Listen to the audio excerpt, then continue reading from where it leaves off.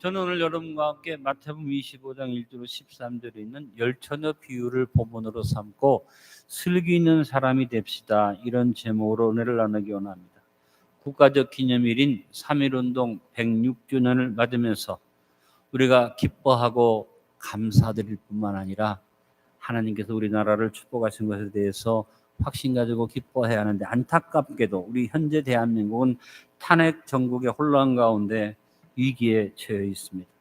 이번 주에도 헌재 선고가 내리지 않아서 두 가지 의견으로 나라가 딱 나뉘어져서 안타까움 속에서 그 대립각이 너무 심각해서 이제 서로 무리들이, 군중들이 길거리에 나가서 서로 대립하고 있습니다.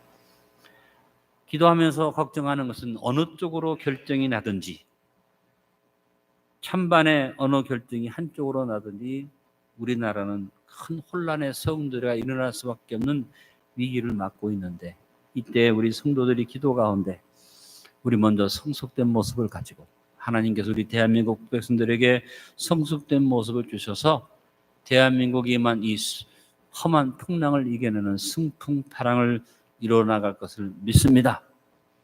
우리 한 사람 한 사람이 기억의 은혜와 망각의 은혜를 잘 조화를 이루어서 좌우로 치우치지 않아야 하겠습니다. 먼저 믿은 우리, 믿음을 가진 사람들이 믿음의 핵심인 주님과의 만남, 말씀을 들음, 그리고 순종과 헌신의 중심을 바로잡아 좌우로 치우치지 않아야 하겠습니다. 일심, 동심, 합심, 전심의 전심전력으로 분수를 알고 지키는 겸손으로 중심을 잘 잡아 균형을 이루고 살고, 다 가지려고 하지 말고 다 누리려 하지 말고 절제하며 독선을 버리고 조화를 이루므로 좌우로 치우치지 않는 성숙을 우리가 이끌어가야만 하겠습니다. 예수님은 오늘 본문의 비유, 열처녀 비유를 통해서 마지막 때를 살아가는 우리에게, 그리고 현재 위기의 시대를 살아가는 우리 대한민국 국민들에게 좌우로 치우치지 않는 슬기로운 자가 되라고 말씀하십니다. 저하고 여러분이 가장 사모하고 기대할 아름다운 덕목이 슬기입니다. 슬기라는 말은 잘 쓰지 않는 말이지만 어쩌면 우리 기도 속에서 가장 중요하게 알고 기도해야 할 것이 슬기 있게 해달라는 기도를 해야 할 것입니다. 슬기라는 말은 사물의 이치를 바르게 분별하고 이를 정확하게 처리하는 지혜와 더불어 미래를 준비하는 지혜를 말하는 것입니다. 그래서 지혜는 모든 것을 잘 처리하는 힘이지만 슬기는 하나 더해서 그렇게 모든 일을 잘 처리할 뿐 아니라 미래를 준비하는 그와 같은 지혜가 슬기라고 볼 수 있습니다. 헬라어로 프로네시스라는 이 말은 영어로 프루덴트라고 번역이 됐습니다. 현실의 삶에서 지성과 감성이 균형을 이루어서 치우치지 않고 세심하게 살피며 미래를 준비하는 현명함을 나타내는 말이 프루덴트입니다. 다른 단어로 와이즈라는 단어를 쓴 성경도 있습니다만 제가 볼 때는 프루덴트라는 단어가 더 폭넓은 의미를 가지고 있다고 생각합니다. 인생이 죽음이라는 바이러스에 걸려서 벗어날 수 없는 것은 그 어리석음과 미련함 때문에 죽음이라는 것을 맞게 된 것입니다. 아담과 하와는 모든 것에 부족함이 없는 에덴 동산의 축복을 받았습니다. 미래를 준비하는 슬기로움을 가져야 하는데 이것을 버리고 주어진 축복 그렇게 많음에도 불구하고 한 가지 금지한 선악과를 탐하다가 모든 것을 다 잃어버리고 우리에게 죽음을 가져오는 불행한 일을 저질렀습니다. 하나님의 명령은 애매모호한 것이 없습니다. 하나님의 명령은 분명합니다. 창세기 2장 17절에 하나님이 분명하게 명령하셨습니다. 선악을 알게 하는 나무 열매는 먹지 말라. 내가 먹는 날에는 반드시 죽으리라 하시니라. 그러나 하와가 어리석음과 미련함의 유혹을 받아서 판단력이 흐려지니까 슬기로움을 상실하게 되고 그 결과로 하나님 앞에 무서운 범죄의 고백을 합니다. 창세기 3장 3절에 하와가 이렇게 말하고 있습니다. 동산 중앙에 있는 나무 열매는 하나님의 말씀에 너희는 먹지도 말고 만지지도 말라. 너희가 죽을까 하노라 하셨느니라. 정말 미련한 고백이죠. 분명한 하나님의 말씀에 자기의 생각을 더합니다. 먹지 말라 했는데 만지지도 말라고 자기 생각을 더했습니다. 반드시 죽으리라고 하나님은 단호한 말씀을 주셨는데 죽을까 하노라 하고 하나님의 경고를 약화시켰습니다. 아담과 하와는 미련함의 극치를 보여주고 있습니다. 우리도 아담과 하와와 같이 동일한 사탄의 유혹을 받고 살아갑니다. 애매모호한 거짓 선전에 넘어가지 맙시다. 분명한 하나님의 말씀을 받아 주어진 현실의 삶에서 우리의 지성과 감성이 균형을 이루고 세심하게 살펴보므로 미래를 준비하는 현명함을 가지고 미련함과 어리석음을 단호하게 물리치고 군중심리에 휩쓸려 가지 말고 슬기롭게 이 현 장국을 잘 헤쳐나가는 저와 여러분 되어지기를 바랍니다. 오늘 슬기로운 사람이 되기 위한 여러 가지 방법들이 있는데 그중에 4가지를 본문을 통해서 말씀드리기 원합니다. 첫 번째, 은총을 소중히 여기는 슬기로운 사람이 됩시다. 슬기로움의 대표적인 모습은 은총을 소중히 여기는 마음이 바로 슬기로움이라고 볼 수 있습니다. 여자로서 가장 귀한 은총은 결혼하는 것이죠. 신부로 준비되는 것은 은총입니다. 많은 여자가 은혜를 입고 살아가는데 신부가 되는 것은 은총을 입는 일입니다. 그래서 지혜로운 5 처녀는 은총을 소중히 알고 결혼의 준비를 잘해서 기름을 준비한 일을 했습니다. 그러나 은총을 소홀히 여겨서 결혼의 중요성에 대해서 심각함을 깨닫지 못하고 자기의 다른 일에 관심을 가졌던 미련한 5 처녀는 기름 준비가 안 돼서 신랑이 올 때 맞이하지 못했다 그랬습니다. 여러분, 은혜라는 말은 보편적인 표현입니다. 하나님 우리에게 베푸시는 사랑이 은혜입니다. 그러나 그 은혜가 내 개인에게 임해서 은혜의 복을 얻으면 그것이 은총이라는 표현을 할 수 있게 되는 것입니다.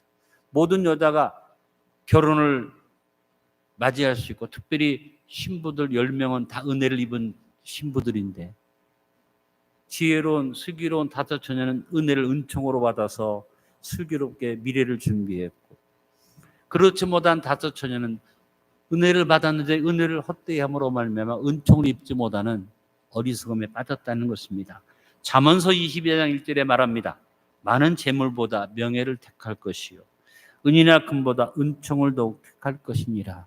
우리가 무엇보다도 가장 기본적인 인생의 복은 하나님 주신 은혜를 내 것으로 받아서 은총을 택하고 은총을 입는 일을 우리가 중요하게 알아야만 합니다. 우리 모두는 삶의 모든 것에 있어서 하나님의 은혜를 누리고 살고 있습니다. 늘 말씀드립니다만 하나님을 모르고 믿음이 없는 세상 사람들도 자연의 모든 혜택 같이 누립니다. 하나님의 예비하신 은혜 속에 다 살아갑니다. 그러나 슬기로운 사람은 하나님의 은혜 속에서 그것을 내 것으로 받아서 구원의 은혜를 얻고 하나님의 보편적인 은혜가 내게 은총으로 임하기를 사모하면서 아름다운 모습으로 살아가니 여러분은 은총을 잃은 사람들인 줄로 믿습니다. 은총을 입었음에도 불구하고 미련한 자가 되지 말고 은총을 입었으니 더욱 지혜롭게 준비하는 은총을 입은 슬기로운 백성들이 되시길 바랍니다.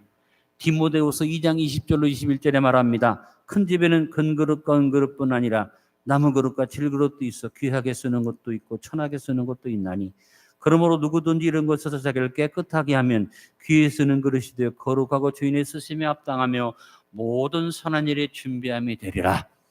은혜를 입은 그릇들이 있습니다. 그 큰 집에 금그릇, 은그릇 다 있는데 그것 속에서 자기를 준비하고 깨끗하게 해놓으면 은총을 입은 그릇이 된다는 것입니다. 주인이 쓰기 합당한 그릇이 된다는 것입니다. 아무리 금그릇, 은그릇이라도 더러우면 쓸 수 없잖아요. 그러나 내가 종직이라도 깨끗하면 은총을 입어서 사용받게 되고 모든 선한 일에 예비함이 된다는 말씀을 기억하면서 여러분 어리석은 인생으로 살지 말고 슬기로운 인생으로 은혜와 은총을 알고 썩어진 것에 매이지 말고 모든 권세와 부귀와 영화를 탐하지 말고 어리석은 교만에 빠져서 미련한 고집을 부리지 말고 은혜를 누릴 뻔하되 은총을 구하는 지혜와 슬기를 얻는 백성들이 되시기를 축원합니다. 요다서 1장 21절에 말했습니다. 하나님의 사랑 안에서 자신을 지키며 영생이 이르도록 우리 주 예수 그리스도의 긍휼을 기다리라. 언제나 우리는 하나님의 은혜만 생각하지 말고 은총을 입기를 사모하는 은총을 소중히 여기는 사람이 됨으로 말미암아 슬기로운 자가 되어야만 합니다. 연약하고 힘이 없으면 은총을 구함이 마땅하겠지요. 그러나 권세와 힘이 있어도 은총을 구해야만 합니다. 내가 어렵고 힘드니까 은총을 구하는 것 당연한 일이죠. 그러나 여러분 권세 있고 힘 있고 능력이 있어도 은총을 구해야지 됩니다. 하나님의 은혜를 깨닫고 감사함으로 은총을 구하는 삶을 살 때 하나님의 은총만 필요한 게 아닙니다. 우리 대인관계 속에서 은총이 다 필요합니다. 그래서 옆에 있는 사람들이 그냥 내 옆에 같이 있는 것만 해도 축복이지만 그 사람의 인정을 받는 은총을 입은 인생이 돼야만 합니다. 서로 부모에게 은총을 입는 자녀, 부모가 자녀지만 특별히 사랑을 쏟아붓는 자녀는 복된 자녀 아니겠습니까?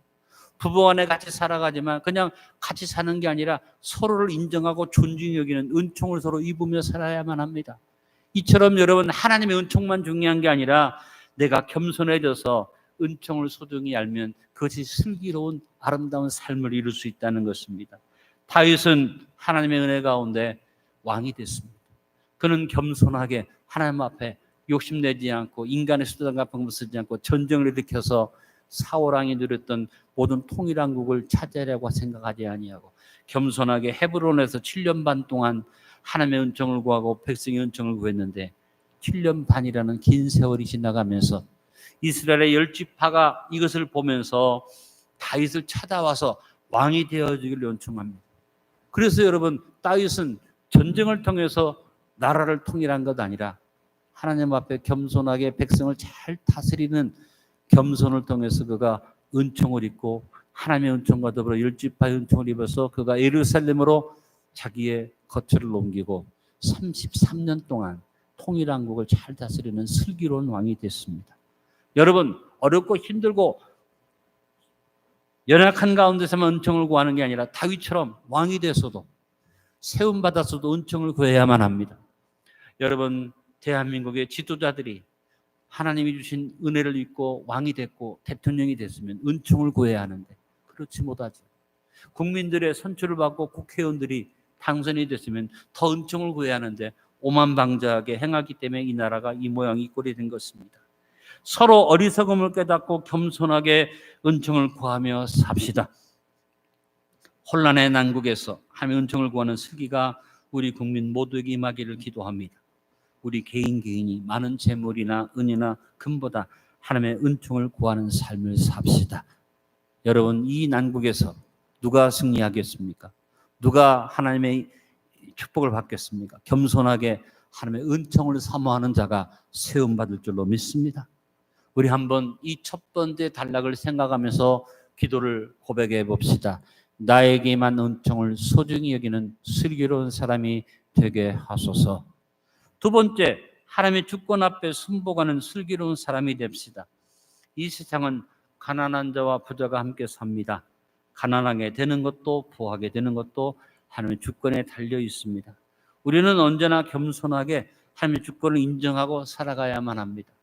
잠언서 22장 2절에 가난한 자와 부한 자가 함께 살거니와 그 모두를 지으신 이는 여호와이시니라. 하나님의 주권 앞에 순복하면 모두가 다 가난한 자나 부한 자나 잘 살 수 있다고 말씀한 겁니다. 동방의 최고의 부자의 자리에 있다가 하루아침에 모든 걸 다 잃어버리고 몸에 병까지 얼었던 고난을 당한 욥이 욥기서 1장 20절로 22절에서 하나님의 주권을 인정하는 믿음의 고백을 한 것을 봅니다. 욥이 일어나 겉옷을 찢고 머리털을 밀고 땅에 엎드려 예배하며 내가 모태에서 알몸으로 나와서 온즉 또한 알몸이 그리로 돌아가올지라. 주신 이도 여호와시요 거두신 이도 여호와시오니 여호와 이름이 찬송을 받으실지니이다 하고 이 모든 일에 욥이 범죄하지 아니하고 하나님을 향하여 원망하지 아니하니라. 욥은 자기가 어려움을 당할 때 하나님의 주권 앞에 순복하고 고백하고 아버지 앞에 섰습니다. 욥은 바로 슬기로움의 본이 되는 사람이 되었습니다. 다윗은 시편 31편에서 자기의 환경이 깨진 그릇과 같다고 하나님 앞에 탄식을 했습니다. 나는 파괴와 같습니다. 박살이 났습니다. 그런데 그 속에서 그는 하나님의 주권을 인정하고 순복하며 기도했습니다. 시편 31편 14절로 15절에 말합니다. 여호와여, 그러하여도 깨진 그릇과 같아도 나는 주께 의지하고 말하기를 주는데 하나님이시라 하였나이다. 나의 앞날이 주의 손에 있사오니 내 원수들과 나를 핍박하는 자들의 손에서 나를 건져주소서. 박살이 났어도 주권이 하나님 앞에 있으니 내 앞길을 주님께 맡긴다는 믿음의 고백을 다윗이 했습니다. 그는 19절 20절에 더 큰 고백을 합니다. 주를 두려워하는 자를 위하여 쌓아두신 은혜 곧 주께 피하는 자를 위하여 인생 앞에 베푸신 은혜가 어찌 그리 큰지요. 주께서 그들을 주의 은밀한 곳에 숨기사 사람의 꾀에서 벗어나게 하시고 비밀이 장막에 감추사 말다툼에서 면하게 하시리이다. 다 박살이 났어도 나를 위해서 쌓아두신 은혜, 내 미래에 하나님의 은혜가 있고 나에게 베푸신 은혜가 얼마나 큰지 나는 그 은혜를 잊을 수 없습니다. 바로 다윗이야말로 슬기로움의 본이 되는 삶이었던 것을 볼 수 있습니다. 성도 여러분, 하나님의 주권 앞에 순복하는 지혜자가 됩시다. 하나님이 주권으로 결정하신 결과에 대해서 순복하고 어리석은 짓을 하지 않아야만 합니다. 가난함도 부함도 권세를 얻음도 이름도 형통함도 불통함도 하나님의 주권이 있음을 깨달아라. 하나님께 순복하면 다윗이 바라보았던 쌓아두신 은혜가 내 것이 될 줄로 믿습니다. 보십시오. 10명의 신부가 택함을 받았습니다. 신랑의 택함이 주권을 인정하고 그래서 신랑의 주권을 인정했기에 혼인식을 준비한 슬기로운 5처녀가 있습니다. 그러나 신랑의 주권을 무시하고 신랑을 맞을 일에 대해서 관심이 없고 다른 일에 분주했기 때문에 기름을 준비하지 못했던 미련한 5처녀가 있음을 본문에서 봅니다. 주권에 순복하고 미리 준비하는 슬기로움이 저와 여러분이 있기를 바랍니다. 우리 모두 하나님의 주권 앞에 어리석음을 버리고 순복하며 다윗이 고백한 쌓아두신 은혜를 바라보며 경외의 두려움으로 미리 준비하며 사는 슬기로운 5신부와 같은 성도들이 됩시다. 두 번째 단락을 기도로 고백해 봅니다. 하나님의 주권 앞에 순복하여 미리 준비하는 슬기로운 사람들이 되게 하소서. 세 번째, 진퇴를 분별하는 슬기로운 사람이 됩시다.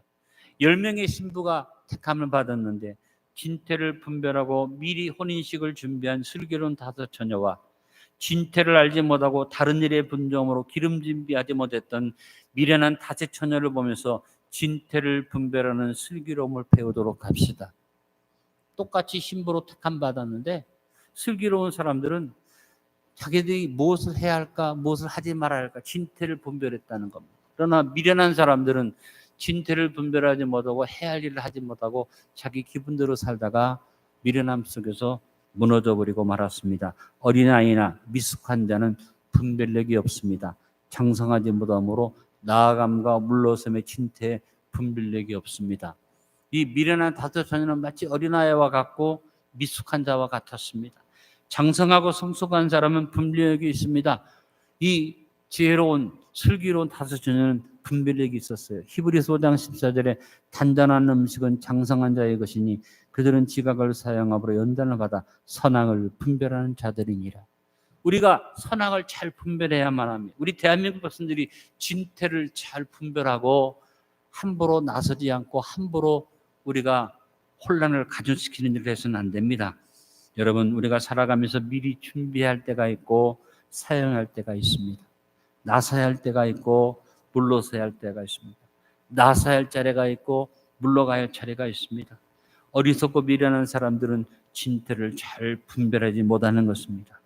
저는 안타깝게 생각하는 건 뭐냐면 대한민국이 성숙한 민주주의가 돼야 하는데 무리와 군중들이 밖에 나가서 외치는 것이 대한민국의 운명을 좌우하는 일이 또 계속되어진다면 우리 대한민국이 어떻게 성숙한 민주주의를 이룰 수 있겠습니까? 저는 길거리에 나가서 외치는 분들이 잘못됐다고 말하고 싶지는 않지만 안타까운 건 뭐냐면 어느 쪽이든지 결정이 나면 한쪽의 이 무리와 군중들이 난리를 칠 텐데 이것이 대한민국을 위해서 과연 이것이 바른 일일까?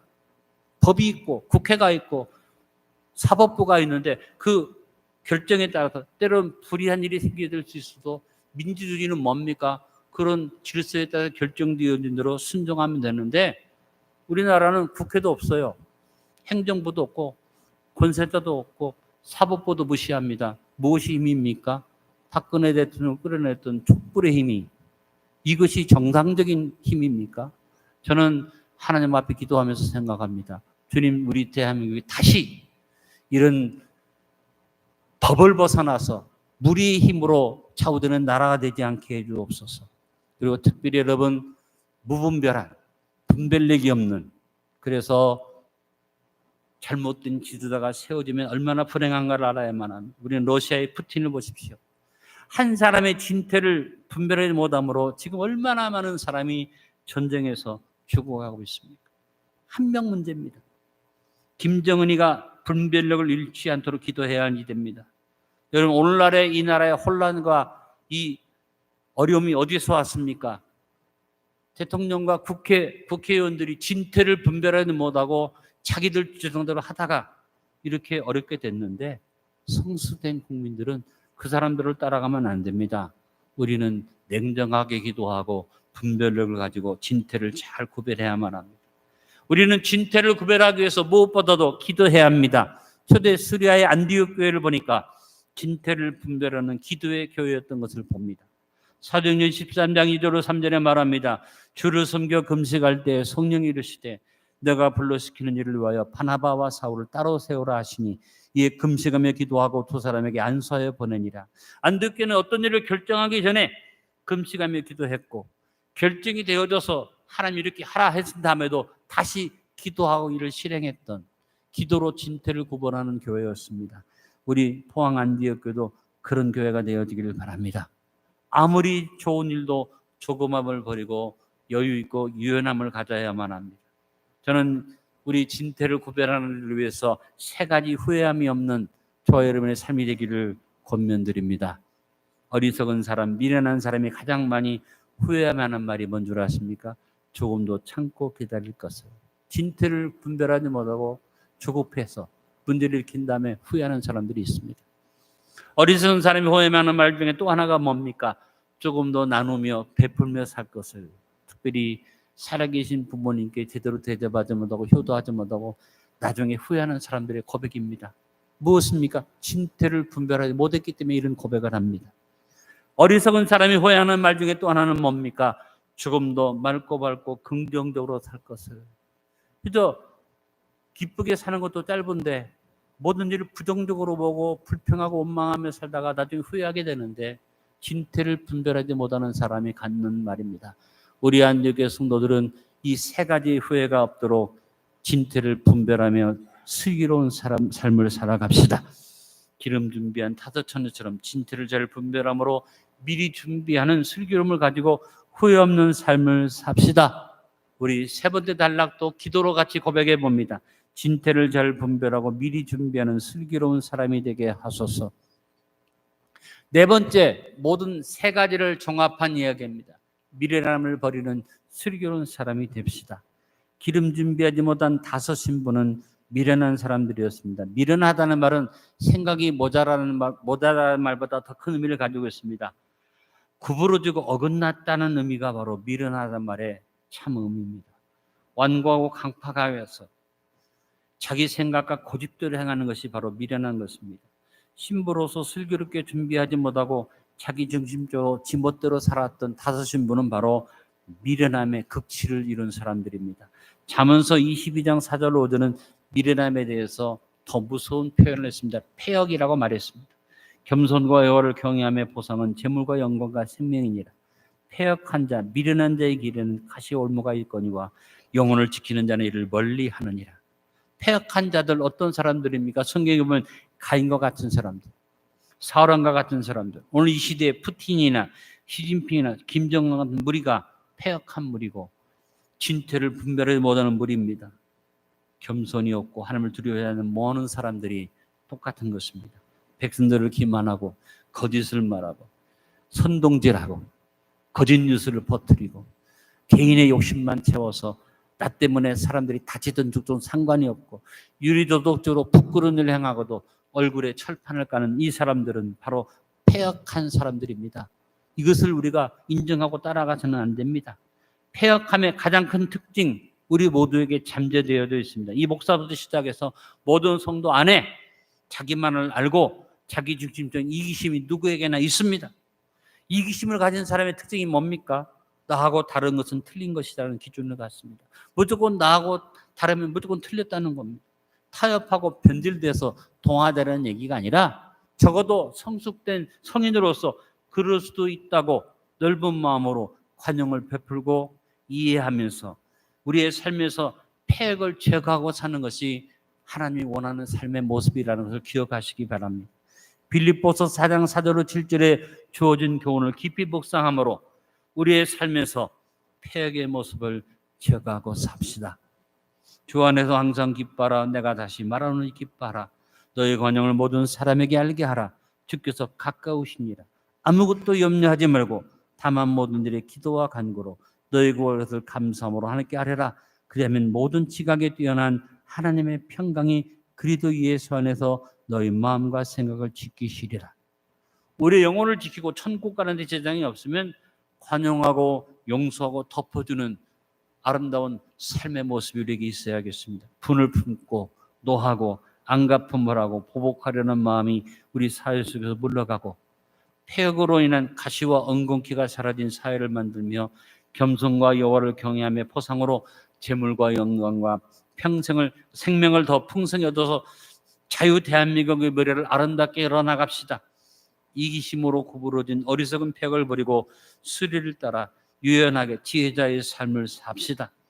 자기 중심적인 생각과 군중심리에 이끌려서 미래를 준비하기보다 자기 주장을 고집함으로 혼란을 가중시키는 폐역의 미련함을 버리고 지혜롭게 하나됨을 이루고 미래를 준비해가는 슬기로운 자들이 되기를 기도드립시다. 우리 다시 네 번째를 기도로 만들어 고백해 봅니다. 중심을 잃고 좌우로 치우치는 미련함을 버리는 슬기로운 사람이 되게 하소서. 오늘 말씀의 결론을 맺습니다. 기름 준비하고 신랑을 맞았던 슬기로운 다섯 처녀와 같이 더 나은 내일을 향해 미리 준비하는 슬기로운 사람들이 됩시다. 기름 준비하지 못한 자기 생각도 행하는 어리석은 사람이 되지 않도록 합시다. 은총을 소중히 여기는 슬기로운 사람이 됩시다. 하나님의 주권 앞에 순복하는 슬기로운 사람이 됩시다. 진태를 분별하는 슬기로운 사람이 됩시다. 미련함을 버리는 슬기로운 사람이 됩시다. 아버지 하나님, 우리가 개인의 삶에서나 또 사회적 국가적인 삶에서 오늘의 교훈을 깊이 인식하고 우리의 마음속에 무엇보다 하나님의 은총을 소중히 여기는 슬기로움을 품게 하여 주옵소서. 하나님의 주권 앞에 순복하며 우리가 인간의 생각으로 차오르나 치우치지 아니하게 도와 주옵소서. 진태를 분별하는 지혜를 얻고 슬기로운 사람 되게 하시고 미련함을 버리고 슬기로운 사람으로 설 수 있도록 우리의 삶이 아름답게 준비되어지게 하여 주옵소서. 참으로 좌우를 분별하기가 혼란스러운 시대에 살아가고 있습니다. 이때 우리가 헛된 세상의 소리에 귀를 기울이지 않게 하시고 말씀을 듣고 중심을 바로 세워서 흔들리지 않는 슬기로움으로 주 앞에 나가는 복된 걸음 되게 함께하여 주옵소서. 예수님의 이름으로 기도하옵나이다. 아멘.